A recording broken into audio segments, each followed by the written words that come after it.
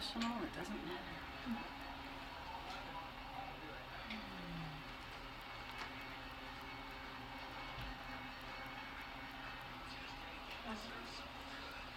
It's actually a very cute shot. We have the flowers in the background.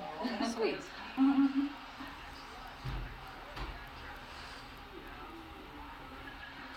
So if you could hold this. Okay. Does it have to be really close to my mouth? It shouldn't have to be. I'm not probably. singing, so. Yeah. Yeah, that's perfect. So, you can look at me and not the camera when you talk. I'll stand over here. Okay, that helps. Yeah. Okay. And you must have a camera on you already, or not a camera, a microphone on you? I don't, but I just, I track my voice later in the audio booth, and so. Interesting. Yeah, and so I just have your voice, and then I put my voice in later. But you'll be asking me questions, right? Yes, yeah. Good. Yes, absolutely. All right, so I'll be sure we kind of awkwardly placed. All right, so if you could start by spelling out your first and last name for me.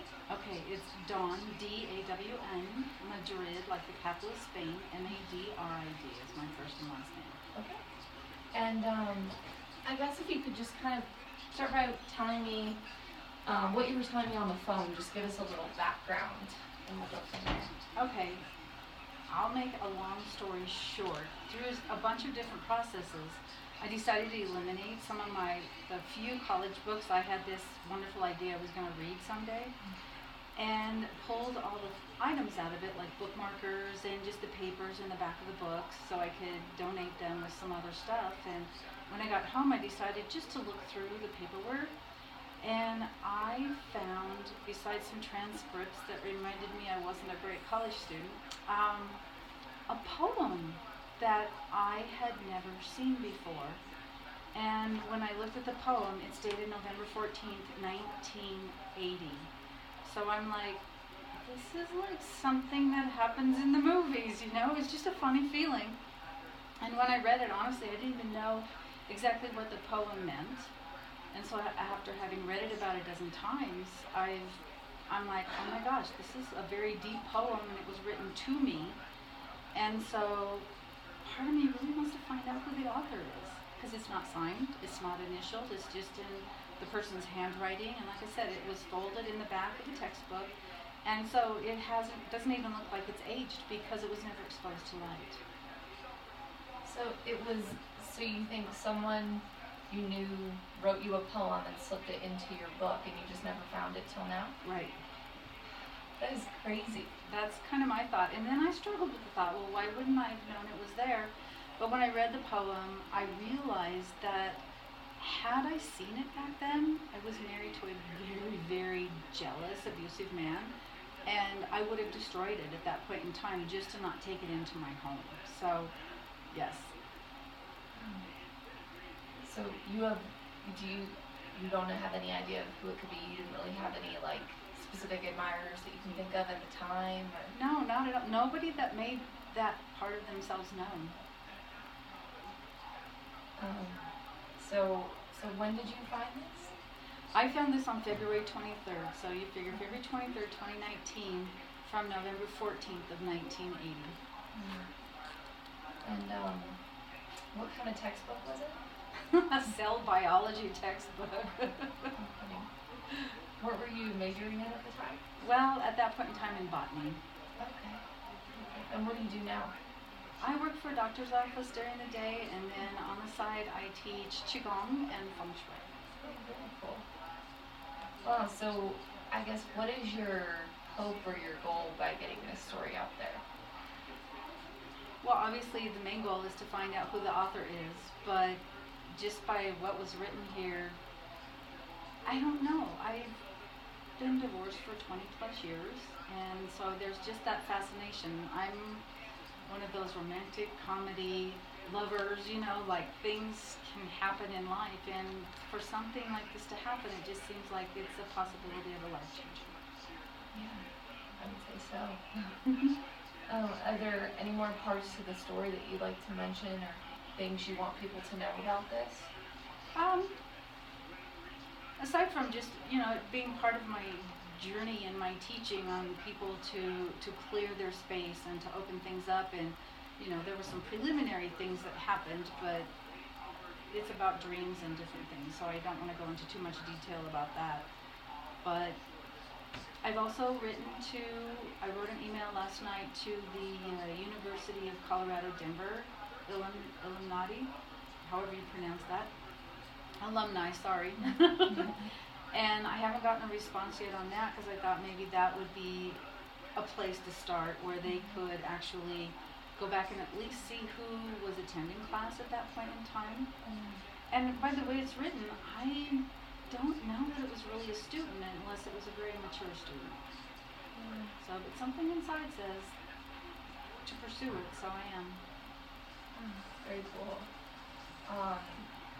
Do you want to read a few lines of your favorite lines? It's not very long at all. Do you mind if I just read the whole thing? Absolutely. It just says morning, before dawn, and then the date. It says when dawn is born upon aurora, then the conjunction of the planets is such that the very solar wind become a melody, and the moon weeps for joy at the breaking blue and gold. Let us, therefore, string upon the crimson line of morning the pierced pearls of a sad smile, and on the naked shoulders of the green land the soft mantle which was once our comforter.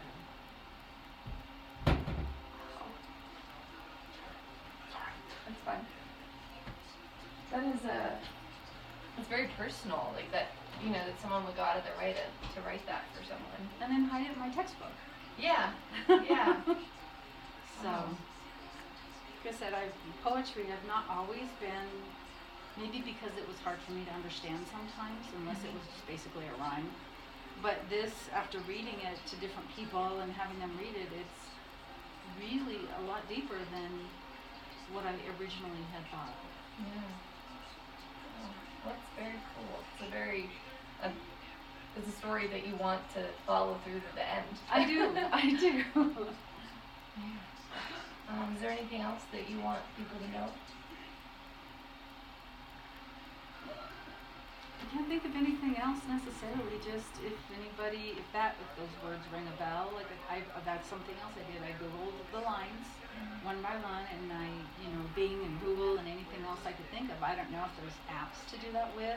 I don't know if it ever ended up in a book. I thought at one point that maybe whoever wrote this with that style of writing might have written a book that had incorporated it, but I'm not able to find anything at this point in time. So it's like one of those heartwarming mysteries, something good that can go out in the news.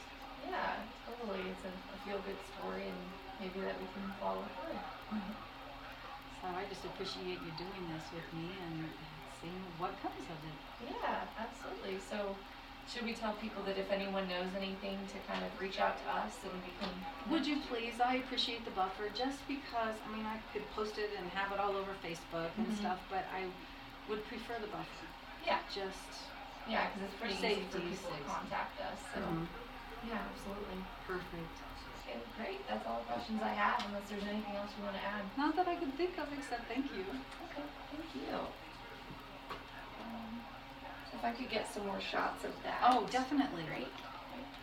And if, we always like to have visuals, so like, while I'm talking and stuff, I can throw things in. So if you have any pictures or anything you want to send me from college or...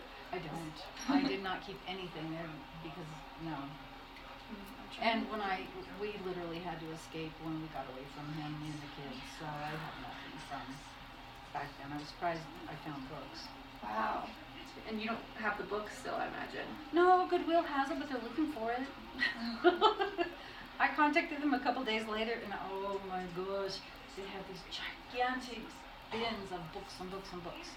But who knows? Yeah. Maybe I'll get a phone call. Yeah.